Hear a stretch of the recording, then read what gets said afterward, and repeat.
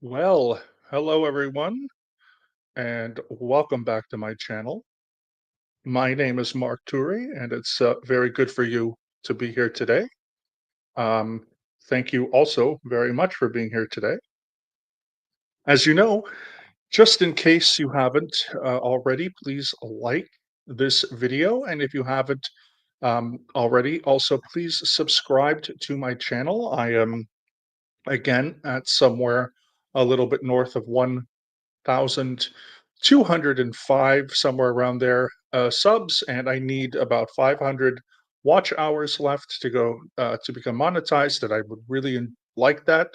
I also have a lot of other content on this channel, so hopefully, if you see something that interests you, again, please like, please subscribe, and also if you'd like me to get higher on the watch hours, I have brand new set lists or playlists rather on my channel that I reconfigured and remade just a couple weeks ago, and I'm hoping that you will consider at least watching some videos from the playlists in order to have watch hours for me, which would be really nice. Um, but also, yes, so I'm Mark Turi, and um, as I mentioned last week, I had a an update stream which went very well. Thank you all for being there. It was really, really nice to sort of come back after a little while and put out, somewhat of a regular, semi-regular schedule, as I've been meaning to say. And so, at the end of the video last week, I mentioned that I was going to. I have about 8 videos that I clipped out of longer videos that I did with the Nerdy Bunch probably about 2 years ago, 2 summers ago. And this is the first one that we're going to start today, which is on Star Trek Deep Space Nine Origins and Background. It was previously on my videos, but I prefer going live and so forth. And so I've been trying all week to get, all the logistics together behind this. And for some reason, when I'm sharing it as a presentation, you can actually on StreamYard have a clip, a video clips, and you can run it just like I would normally do for PowerPoint presentations or Google Slides, but the audio doesn't come with it. So I do have to share my screen, which I will in just a few minutes, and start the video. So how this new format is simply going to work. I have a few minutes of introduction like this, a welcome and so forth. I'm going to run the video, which around today is around 51 minutes. I will be able to look at the chat and interact with the chat with you. So please, if you have any comments, questions, you want to say hello, please do so. Even though the video is running, doesn't matter. I can still see. And what I'm going to do is I'm going to look for questions specifically, and at the end of the video, when it's all over, I'll come back and we'll have a stream like this, and then I'll answer some questions and we'll do some conclusions. So basically, 3 parts, like a normal video that I would regularly do if I had a PowerPoint. It's going to be the introduction, the PowerPoint or presentation itself, in this case, the video. And then second after that will, or excuse me, the third part of it will be the questions and conclusion. So the only thing that I want to know, and hopefully, is the volume of the video. I've turned it down to about half. So hopefully that'll be okay for everyone. Hopefully it will be in sync. It won't be too loud. It won't be too quiet. Please, let me know, and then I can adjust the volume from there. However, if there isn't anything, around, I don't think there's any comments yet. However, I know that Clearwater Chad is in the house. So thank you, Clearwater Chad, for being here. Happy belated birthday to you. Hope you had a really nice day in Buffalo eating chicken wings and pizza. We got to get, I think, I think Pete and Griff need another showdown, hopefully soon. But I hope you had a great day over there in Buffalo. And And yeah, so I will start the video now. I'm going to share my screen and allow for the presentation here. And then I'll come back when the video is over. And again, in case you just got here, um, I will then do, ask your questions and so forth. And then I will, when the video is done, I will take some questions. So now I'm just going to share my screen and we are going to start with Deep Space Nine.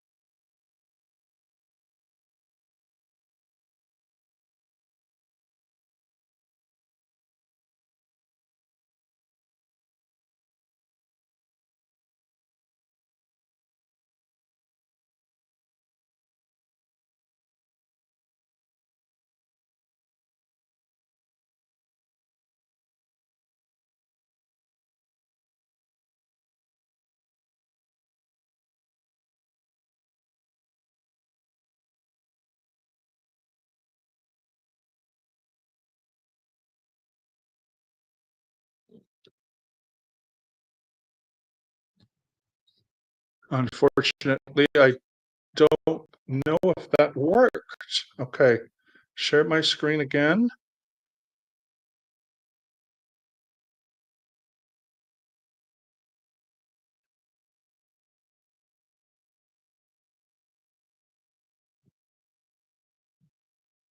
No?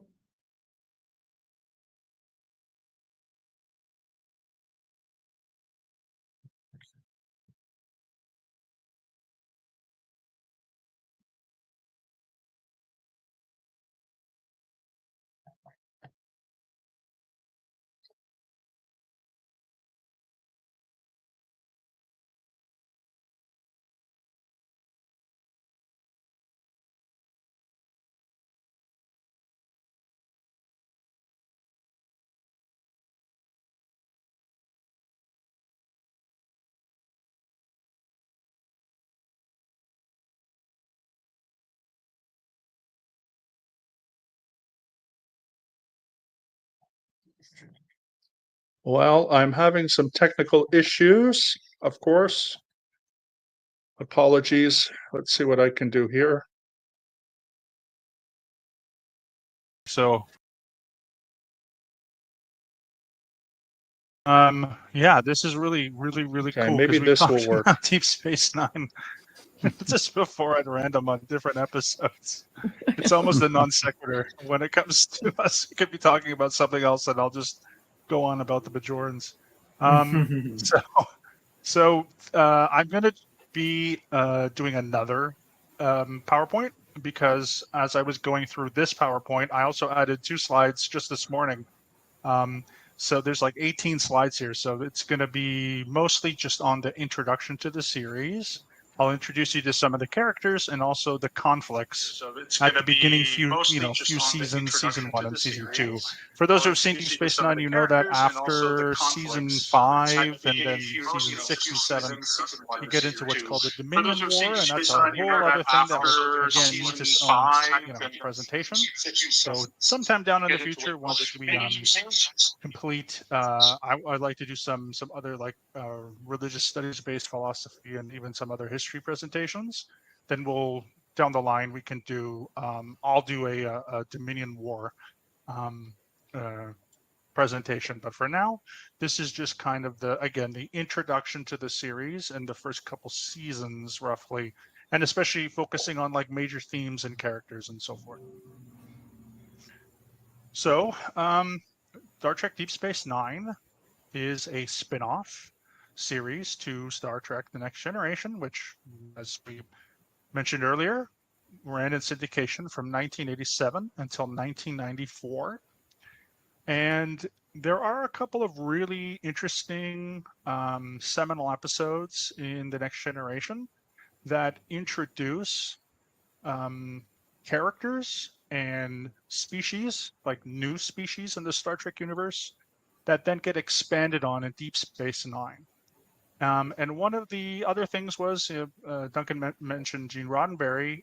Gene Roddenberry ended up passing away in 1991, which is a very, very also seminal year in Star Trek history, not just because of his passing, but because in that year and a lot of the scripts and stories that aired that year in 1991 would then again become very prominent in Deep Space Nine. And Deep Space Nine is tonally quite different from the other, and also thematically quite different from the other series, which still in the Star Trek universe, it's just went its own way and did its own flavor. And again, this is why I think it's very much appreciative, because it's much darker, as Denver Stevo said, and again, the themes and so forth are just very different.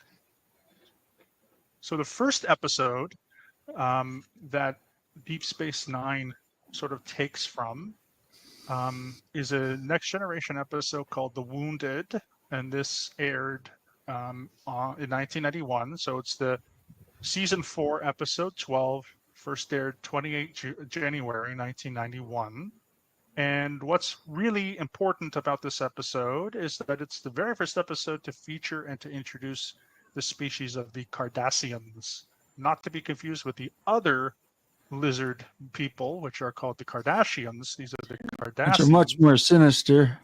Yes, yes. And so that's always a meme there between the Kardashians and the Cardassians. But the Cardassians have quite the background here.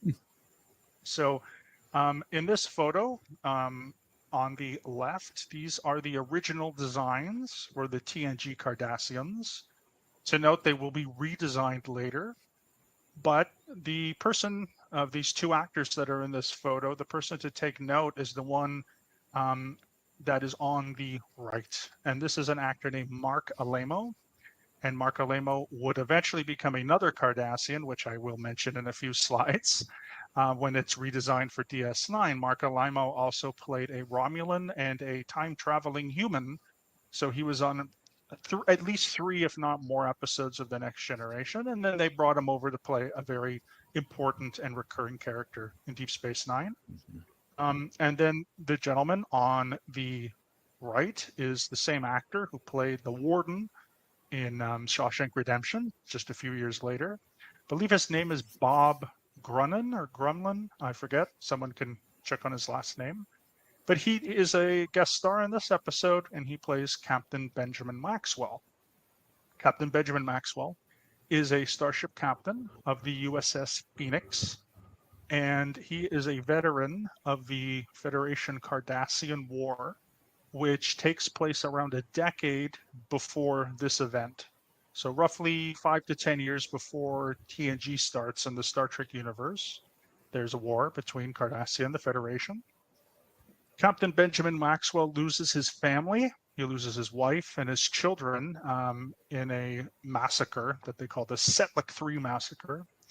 And on this time, this sort of era, he and his ship go to the border between the Federation and the Cardassians, which is called the Neutral Zone. And he begins to destroy ships and outposts and so forth because he thinks that the Cardassians are arming for a war.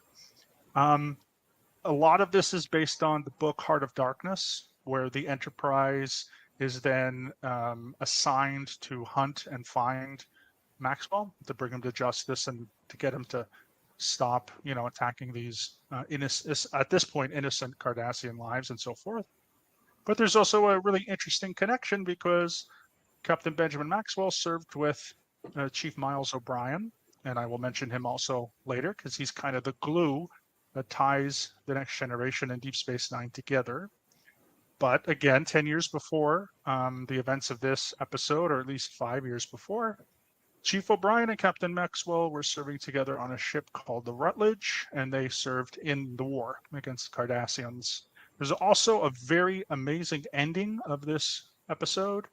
If you guys like Irish folk music and Irish music, there's this song called Minstrel Boy, or The Minstrel Boy, and Maxwell and O'Brien actually sing it at the end of the episode, and it's actually a really, really amazing episode.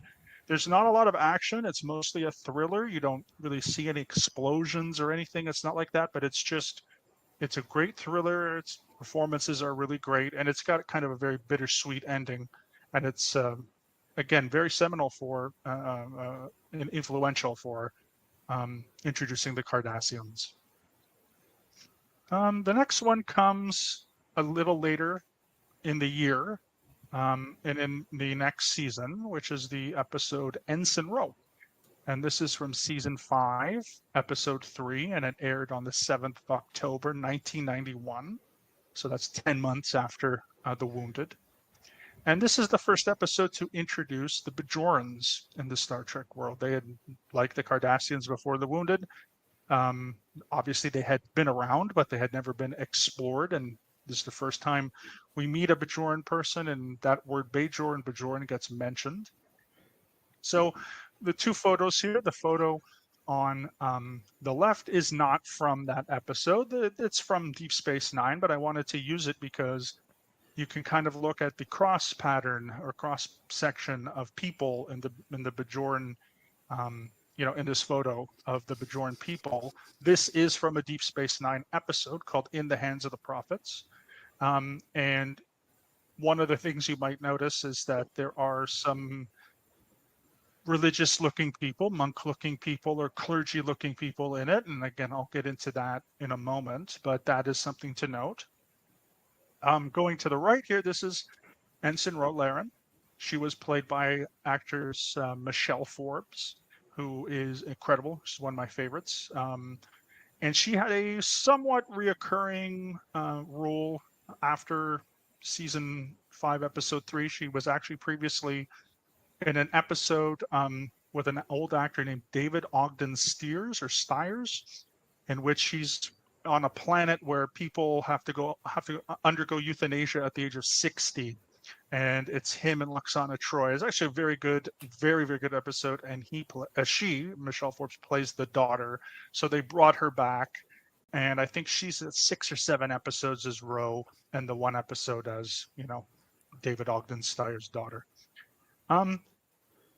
In season 5, 6, and 7, when Ro is on the Enterprise in The Next Generation, she does get into the fact that the Bajorans are a spiritual people, that they're a superstitious people.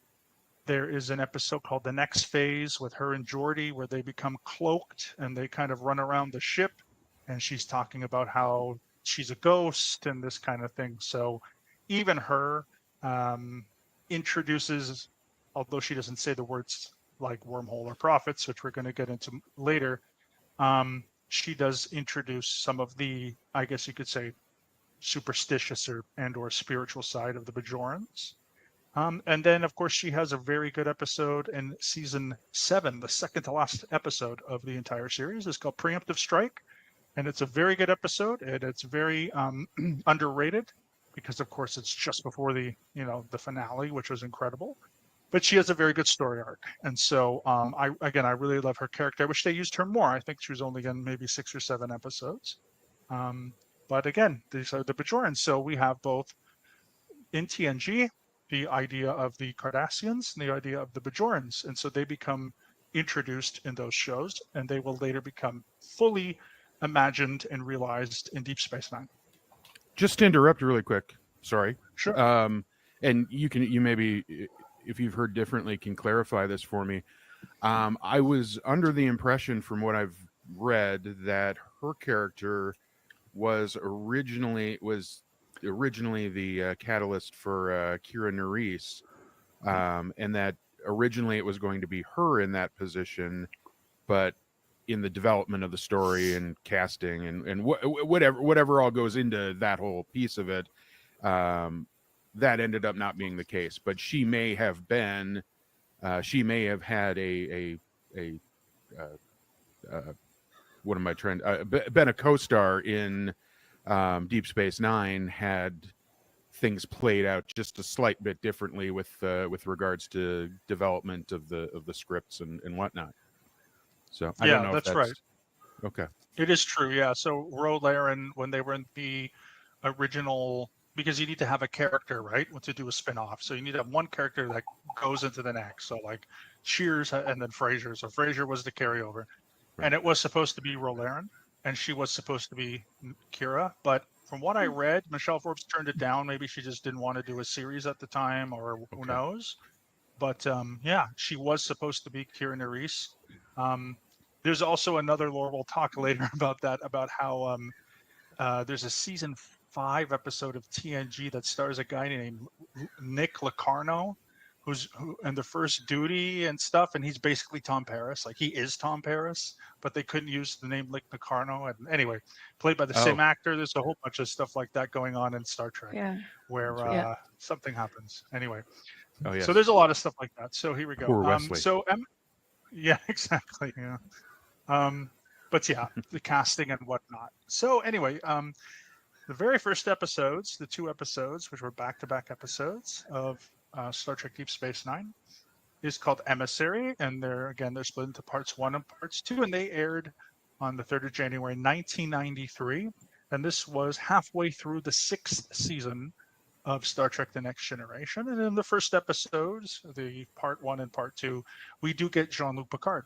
He also makes a cameo appearance in both part 1 and part 2, as does the Enterprise. I was just watching it, actually, both parts. And what I love is there's a scene where Miles O'Brien goes to the bridge, but I guess they couldn't afford anyone else but Patrick Stewart.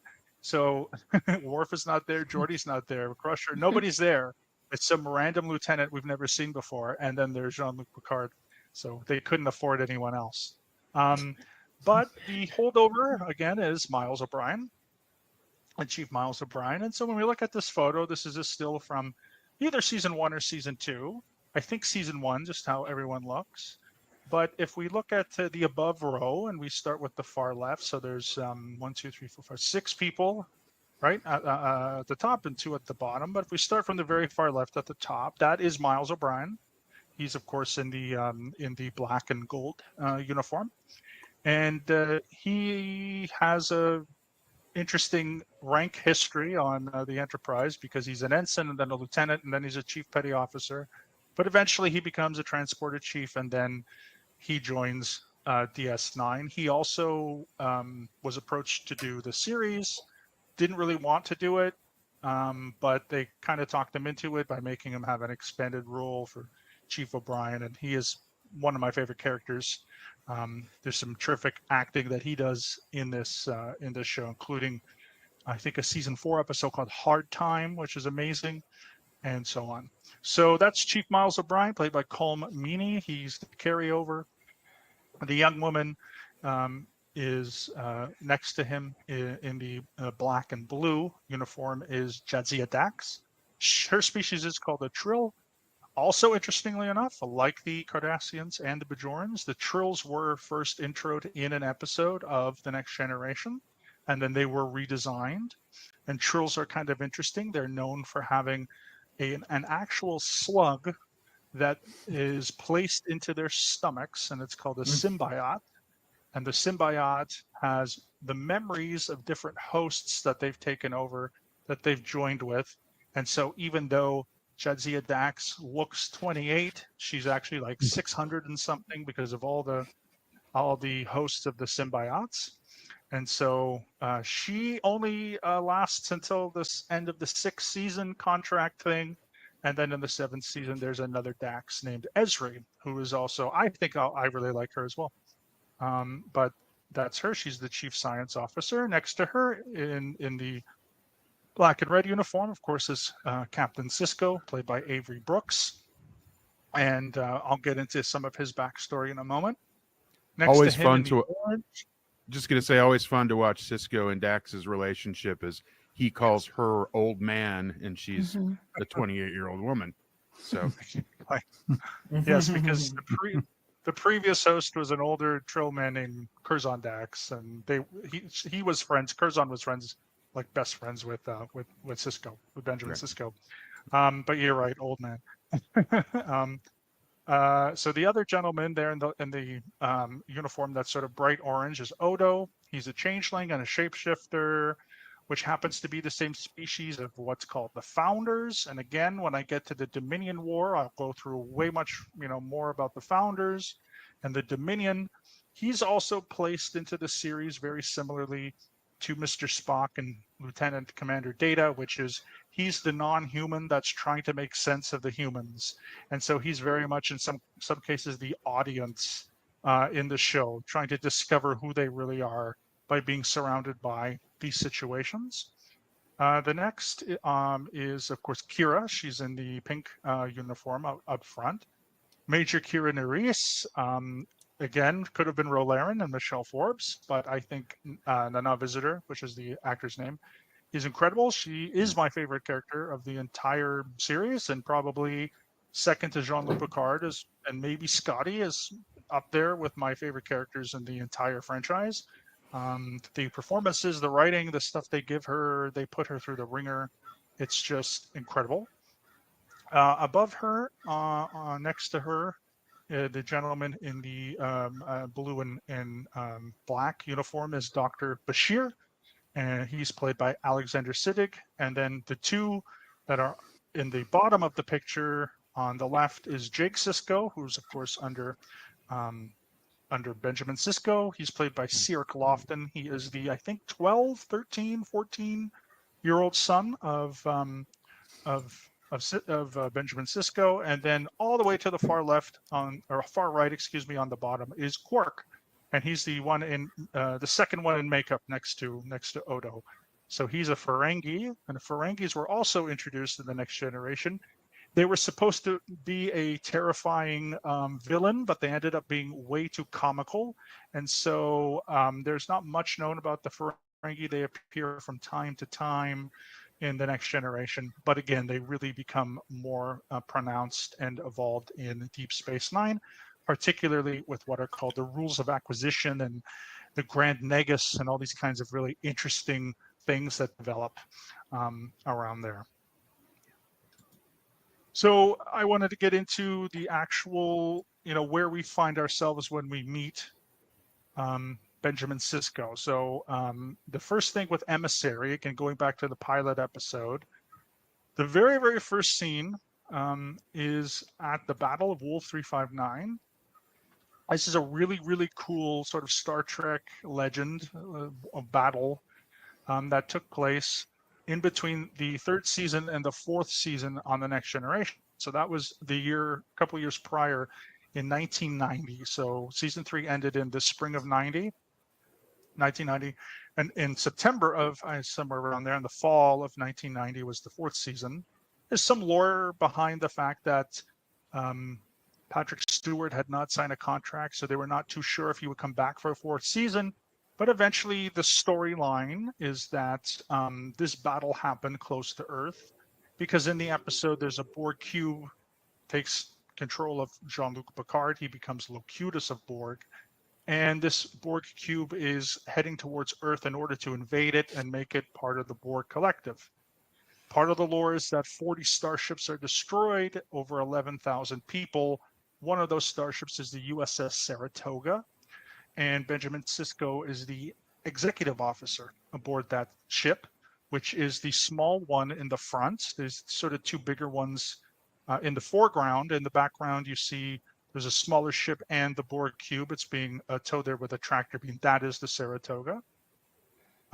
His wife, Benjamin Sisko's wife, and Jake Sisko's mother, whose name is Jennifer, is killed during the battle in their quarters. And then after the battle, Sisko goes to work at a shipyard on Mars, which if you've seen the first season of Picard, you might know it. It's called Utopia Planitia Fleet Yard. And he is there for the preceding 3 years, designs the Defiant, which again, I'll get into when we get to the Dominion War, and is originally very reluctant to take command of Deep Space Nine because he actually wants to quit Starfleet and sort of become a civilian again due to some things not really working out and being rather kind of depressed. And so that's where we see Benjamin Sisko when he takes command of Deep Space Nine. And that's sort of the first, I guess, 10 or 20 minutes of the first episode. So during the episode, later on, through the later half of the first part and during the entire part of the second part, takes control of Deep Space Nine, and I will get into the specifics of Deep Space Nine in a moment. But really, the main theme and the main crux of the episode is that on a runabout, Dax and Cisco go to this area of space called the Denorius Belt because they're finding some readings, some unusual readings, and when they get there, they find that there's a wormhole there. So they go through the wormhole and they appear in what's called the Gamma Quadrant. Again, I apologize, but I'll get into what that means during the Dominion War. Essentially, they're around 70,000 light years from where they were, so it's a very long time. But they find out there's something really strange about this wormhole, which is that it's stable and that it's always in that same place. And when a ship approaches this area of space, it suddenly appears. So Benjamin Sisko and Dax, thinking that they have just discovered the worlds or universes, I guess we could say, the universe's first stable wormhole, decides to go in, and it's there when something kind of profound kind of happens to them, and they meet these creatures, which are either known as the wormhole aliens or the Bajoran prophets. And so, yeah, the wormhole is discovered, or maybe rediscovered might be the word, by Cisco and Dax. And there's a line that actually says that it's been rediscovered after about 10,000 years. And that's because in the mythology and in the stories, the religious stories of the Bajoran people 10,000 years prior, there actually was someone who was able to communicate with the prophets. And 10,000 years is around this time of the first, I guess, revelation or the first prophecy that was delivered from the prophets to the Bajorans through this individual from 10,000 years prior. So again, are these wormhole aliens, or are they the Bajoran prophets? The beings themselves that are in this wormhole, they're the ones that keep it stable. And they are called non-corporeal beings. What that means is corporeal means that it has a form or a body. So they don't have a form, they don't have a body. And these beings, they don't experience time in a linear fashion. They don't know what past, present, or future is.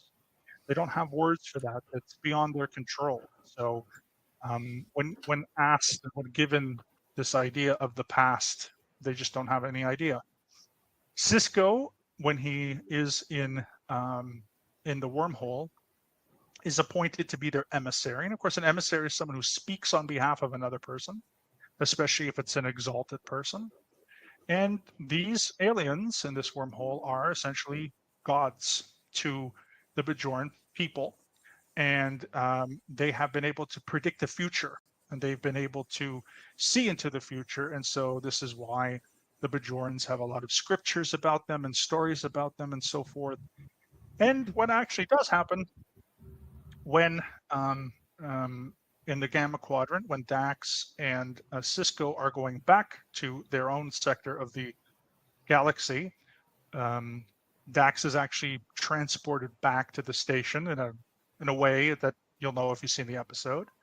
But the aliens, they contact Cisco, and they show him what's called the Celestial Temple. And it's at this point, again, where Cisco becomes an important figure in the Bajoran religion. And how the prophets are, I guess, what's the word, appear before people is usually through visions, usually through memories. They take the bodies of people that they know, but they don't inhabit them because it is just in like a dream or a vision. So in one of the visions, for example, Cisco is talking to the prophets who look like his late wife and other people from DS9, and the prophets are speaking to them, but of course it's not like an exorcism type thing, because it is probably going on mentally or perhaps in another realm. And again, they are able to manipulate reality and time and so forth in a very interesting way. And yeah, so this is like the first time in the Star Trek history that we get to explore a different religion. And it's also one where a Starfleet officer becomes a very important religious figure to another species. And of course, in the first few seasons, Benjamin Sisko, being a Starfleet officer, is very reluctant to take this job. He doesn't want it, but by season 6 and season 7, whether or not he really believes it is up to anyone's sort of guess. But he becomes a lot more tolerant of it as time goes on. Okay, so let's get into a little bit of background on the actual station. Okay, so the first thing to note is that Deep Space Nine is not actually a Federation star station or starbase, space station starbase. This design, it is actually a Cardassian station. It was built by Cardassians, and when it was a part of Cardassia, it was called Terok Nor.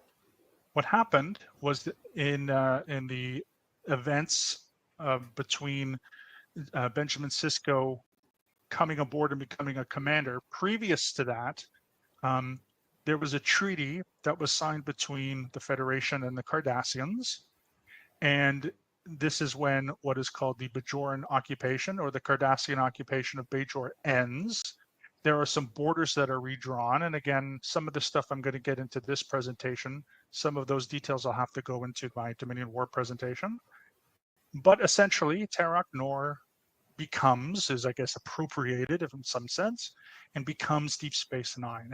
And the gentleman on the right is Gul Dukat. This is Marc Alaimo, the same exact guy who was in this photo.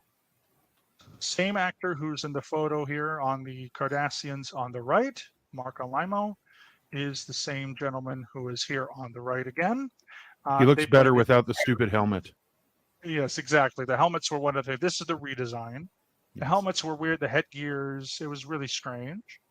He does not play in the Next Generation. He doesn't play Gul Dukat. He plays someone or other. But he comes back, and he has a reoccurring character through all 7 seasons, and he is amazing, especially in the 7th season when like 5th, 6th season when his daughter dies, is killed, and he goes downhill, and his acting is absolutely incredible. So Spoiler alert. Well, they were about to find out anyway. I know. He is my favorite of all of the Deep Space Nine characters.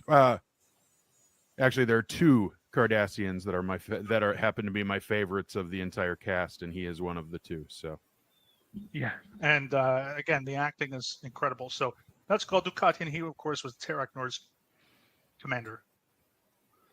As far as the position of the station, originally, when we first get to Deep Space Nine and we meet Kira, and also Captain Picard is on board and Sisko comes on board, whatever, it's orbiting the planet of Bajor.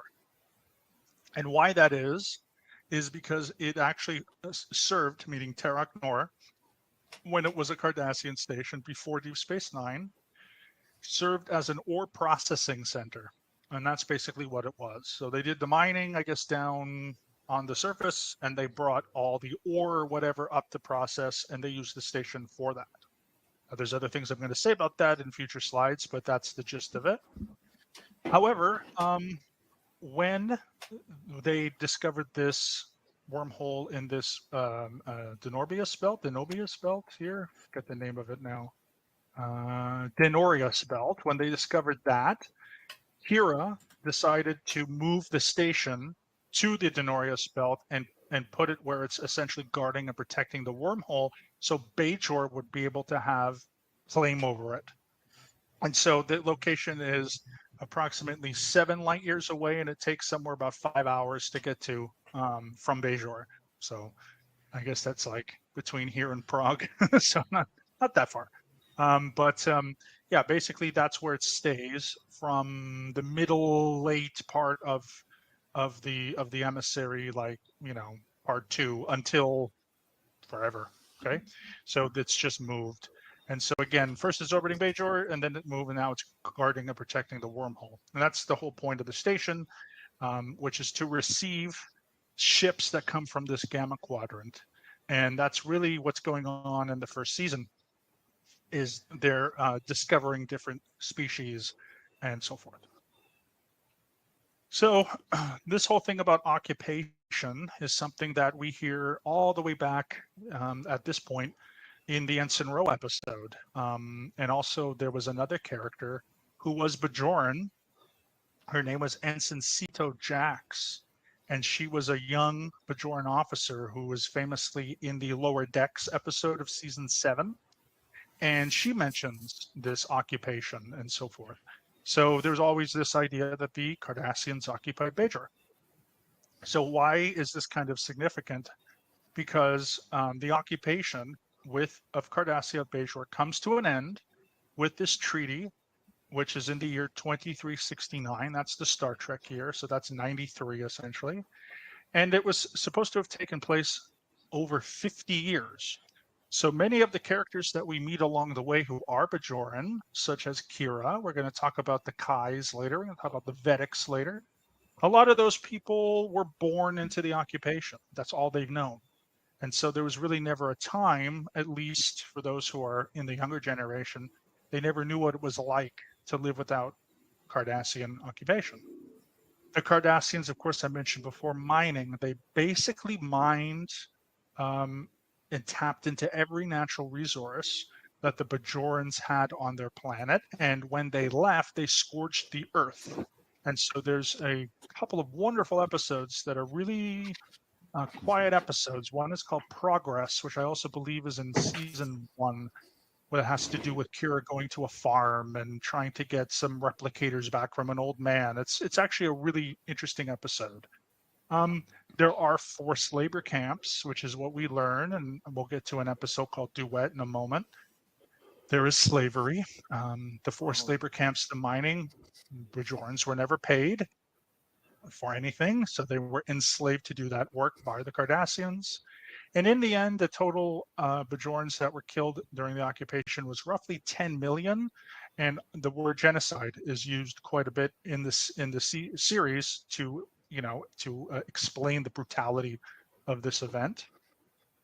And the other thing is the Bajorans, such as Kira, organized themselves, of course, into armed resistance cells. And we do meet some of her friends later on. There's a character called Shakar, who was a member of her cell, and they become romantically interested in the 3rd season, 4th season, somewhere in there. And there's other people that we meet in Kira's past. And one of the real interesting things is the debate between, what is a resistance fighter or a liberator versus who's a terrorist? Because according to the Cardassians, they came and to Bajor, and they, opened up the mining industry, and they did all these wonderful things for Bajor, and they call them terrorists. And of course, to some extent, even though I obviously would agree that the Cardassians were, horrible occupiers, and that the Bajorans were resistance fighters, it is also an interesting debate to say, like, well, where's the line between a resistance fighter and a terrorist? Because the Cardassians call them terrorists, and they say they committed terrorist acts. And of course, the Bajorans don't think that. And there's a lot of amazing dialogue between Kira and other Cardassians about this throughout the whole series, and it's just really fantastic. And of course, the photo on the right here is what they call a matte painting, which is just something they would put over almost like a green screen or something to sort of show when they were on Bajor. We mentioned Star Wars earlier. I think Bajor kind of looks like Naboo a little bit. Lush green rolling hills, looks very peaceful, very nice. Looks like, Naboo was shot in Italy, so maybe that's where it's supposed to be. Rolling hills, lakes, rivers, and so forth. So this is the matte painting that they show whenever they're in Bajor. A little cut off again because of the transfer between PowerPoint and Google Slides, but it says forced Cardassian labor camps. And this is again a real interesting part of Deep Space Nine. This is an episode called Duet. I really, really love this episode. It's probably my favorite episode of the entire series, and one of my top 10 favorite episodes of Star Trek of all time. Happens early. It's in season 1, episode 19. And season 1 is very up and down. This is literally not just the best of season 1, but probably one of the best of the whole whole series. And it's really predicated by the acting of two individuals, which is Nana Visitor, plays Kieran Reese, and this is an actor on the left here. His name is Harris Yulin, and if anyone saw the show Ozark, he actually plays Laura Linney's father in the first couple seasons of Ozark. Fantastic actor, very distinctive voice. And he's a Cardassian male who comes aboard the station on a regular transport, and he declares that he needs medication for a very rare, disease. Don't know why that happened, but a very rare disease. And of course, it's Star Trek. So the disease is so specific that it could have only have happened and occurred in a mining incident at a very specific point of time in a very specific location, which is called the Galatep labor camp. And it's kind of like, I don't know, if you try to trace a flu vaccine back to or a flu virus, and you could only get it if you were at this time in this place. It's a little science fiction-y, but I find that it works. And the disease is called Colonora. And so Galatep labor camp is basically described as a concentration camp, as something like Auschwitz. People there had typhus, they had cholera, they had horrible diseases, typhoid and whatnot. And this also aired, this aired around 93, 94. So it was roughly up around the 50-year anniversary of the end of the Holocaust and also of D-Day. And so it's a very interesting year that it comes out in 1994. So as the lore goes, Kira's resistance cell liberated Galatep. And there's a line that she says about Galatep, about how when she liberated it, what the things that she saw, and she saw humiliations and all this kind of stuff. And it's very reminiscent of the Allied soldiers liberating concentration camps. In the end, this gentleman says that he is Gul Darheel, which is called the Butcher of Galatep. And I'm not going to spoil anything. I want people to see this episode. If you have seen it before, watch it again. It is written like beyond brilliance. How it didn't win Emmys, like looking back 30 years, it's incredible. The performances, the writing, everything. There's a bittersweet ending. There's everything going on in this episode. It's an emotional roller coaster. I just highly, highly recommend it. One of the best metaphorical and sort of prophetic kind of episodes of Deep Space Nine and of Star Trek as well. So, okay, let's talk about the Bajoran provisional governments, which nobody likes to talk about in the Star Trek world, except for me, I guess. Once the occupation and the Cardassians leave, the Bajorans come up and muster up a government, which they call provisional. Of course, we know provisional means it's not supposed to be around forever. It's supposed to transition into something else, but at least through the 7 seasons, it doesn't end up doing that. And so there are many episodes in the first couple seasons where characters are just kind of talking about what type of government should be on Bajor. And I know not a lot of people like that. I know that's why people don't like the Star Wars prequels. Episodes 1, 2, and 3 is a lot of politics. In that case, I like it because I enjoy this political thriller aspects of it. And over the first couple seasons, there's lots of characters that we meet. Should Bajor be a democratic planet? Should it be more authoritarian? They talk about nationalism, meaning, and we talked about this earlier, the phrase, Bajor for Bajorans. Should it just be an isolated nationalistic, like we just want Bajorans, nobody else? Or should it be more accepting and internationalist, which means how much is the Federation going to do? Will there be non-Bajorans that will come and live on Bajor and, maybe work for Starfleet and so forth? Again, mentioned earlier that the Bajorans are probably the most religious or outwardly religious species in the Star Trek universe. So that comes with the idea of having a religious government, in some cases a theocracy, or should it be secular? And then in one episode, I believe it was in the 5th or the 6th season, where you find out that in the past, Bajor had a caste system. And it's an episode where a gentleman who comes back through time, sort of.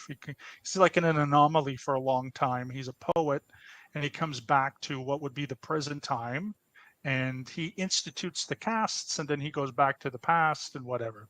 So they had a caste system. Or should there be more of this reformed system, because the caste system ended with the occupation in 50 years prior? So should they keep going, or should they go back to the past? And so there's wonderful, wonderful questions that are discussed and debated throughout. And I just enjoy those quiet moments myself.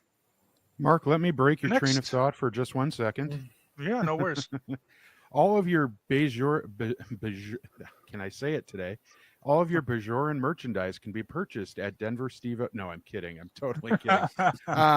Just a reminder for anybody who's watching this and goes, oh yeah, I kind of want to watch it again. You can see all of the episodes of all of the Star Trek series on Paramount Plus if you are a member, or if you are paying for a subscription. But you don't have to pay for a subscription either. Pluto TV allows you to watch. I have a computer upstairs that is not connected to my Apple TV downstairs and all that crap. And I was catching episodes on Pluto TV. This is not a promotion for Pluto. You can just go there. You don't have to log in. You can watch the shows. There are commercials, but you can definitely watch the shows right on your computer, right from I think it's Pluto.tv. So if you do want to go back and review any of the episodes that Mark is talking about here today, you can do it without a subscription to anything. Otherwise, you can also buy individual episodes from Apple TV or Amazon or any of those. So feel free, multiple ways to watch the episodes. Please do. If you haven't seen some of these that Mark is mentioning in a while, or haven't seen them at all, just go and check them out.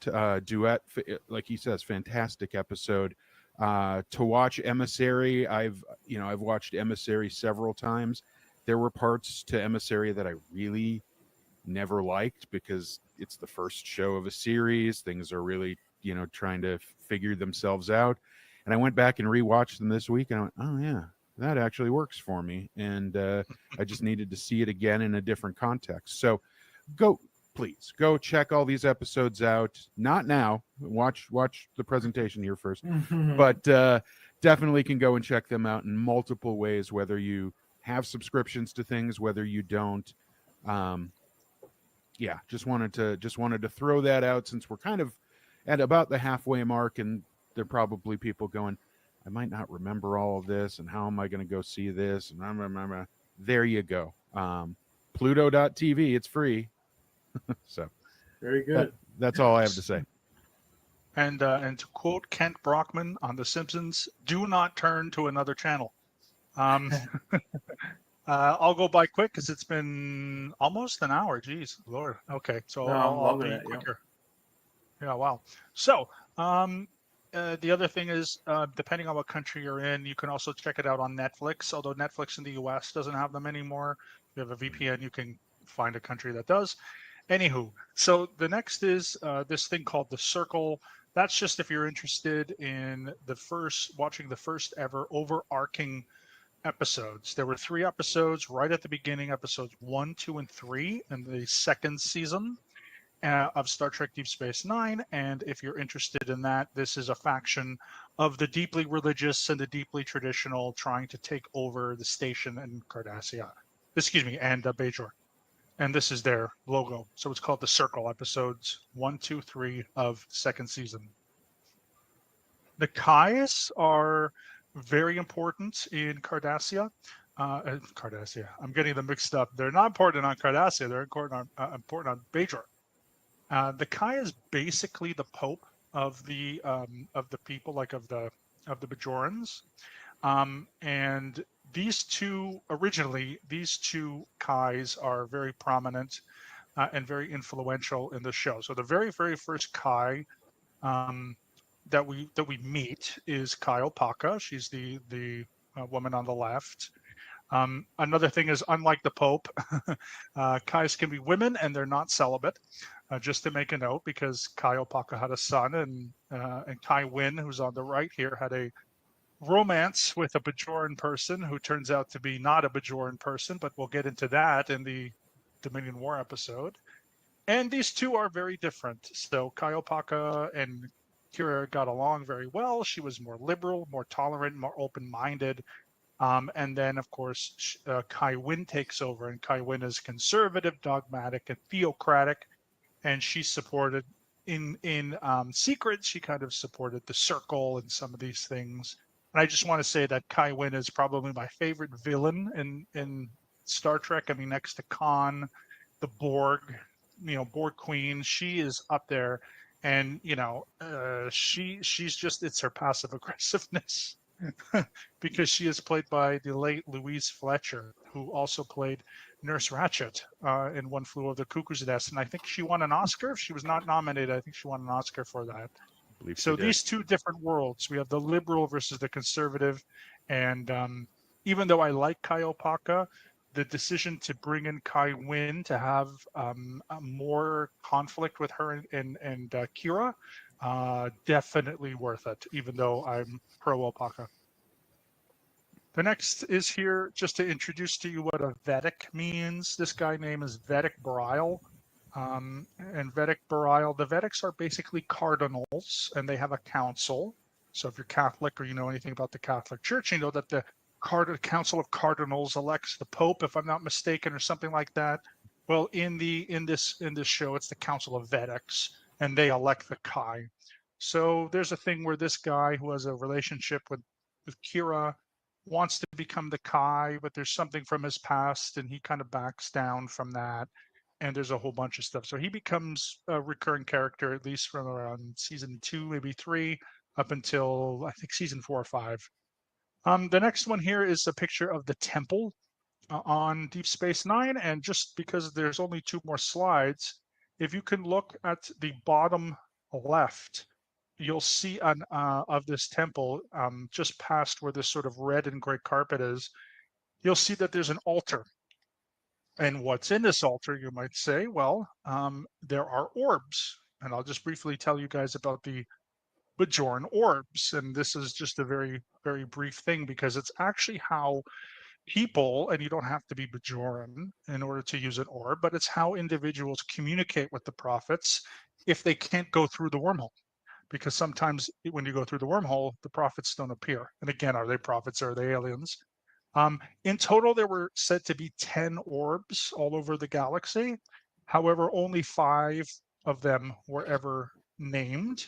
And so this is the Orb of Contemplation. This one was returned to the Bajorans by the Cardassians. There's the Orb of Prophecy and Change, which stayed on Bajor. The Orb of the Emissary was actually found in a desert by Sisko and Jake Sisko and his father, and which is very interesting if you know the story of the Dead Sea Scrolls. So there's another important religious thing being discovered in a desert. The Orb of Time was again returned to Bajor by the Cardassians, and then the Orb of Wisdom was sold to the Bajorans by the Grand Nagus, who is, of course, the Ferengi leader. And in the end, this is my last slide. These are what the Bajoran orbs look like. This is the Orb of Time, which is one in season 5, I believe, or maybe 6, that Kira uses to go back in time to find out what happened to her mother. And then this is the Orb of Contemplation, which plays a big role in the season 7 and to the later end of the show. And when they open the doors, and the doors open like this of these orbs, you can see that there's this kind of hourglass-looking energy that is pulsating. And how it works, at least on the show, is you open the doors. After a few moments, a beam of light hits you, and then you go into that dream sort of trance sequence, and you're able to communicate with the prophets based upon whatever you're doing. So in time, Kira opens the door, the light shines, and then she's back in time, and so forth. So these play a very interesting and influential part of the series. So that is all I have for today. And again, we will go through the Dominion War at another time. But thank you guys, everyone who's out there for listening. I hope it wasn't too long. I'm gonna probably cut it down to a couple videos and put them on my channel. And yeah, just hopefully everyone enjoyed it. And thank you very much for letting me do this. I really do appreciate it.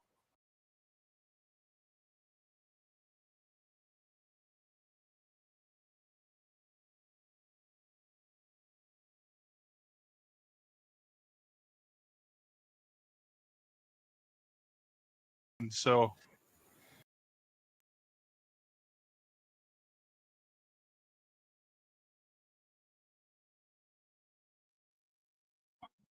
Well, hello again. Good to be back. I hope everything was okay with that.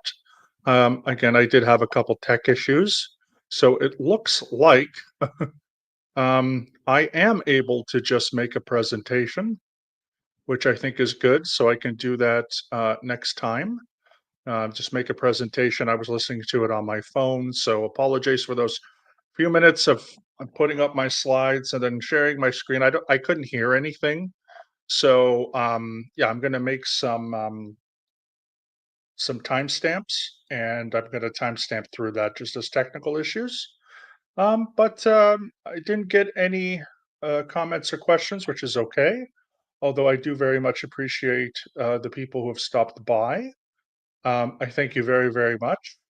Next week, I will be doing another stream, same time. Please look out for that on my posts on my YouTube channel. And we're going to do a presentation that again I gave to the Nerdy Bunch a couple of years ago, which was called My History with History. So please stay tuned for that. And thank you all for stopping by. Please like my video if you haven't already. And if you like my content, please consider subscribing to my channel. And in case I don't see you, good morning, good afternoon, good evening, and good night.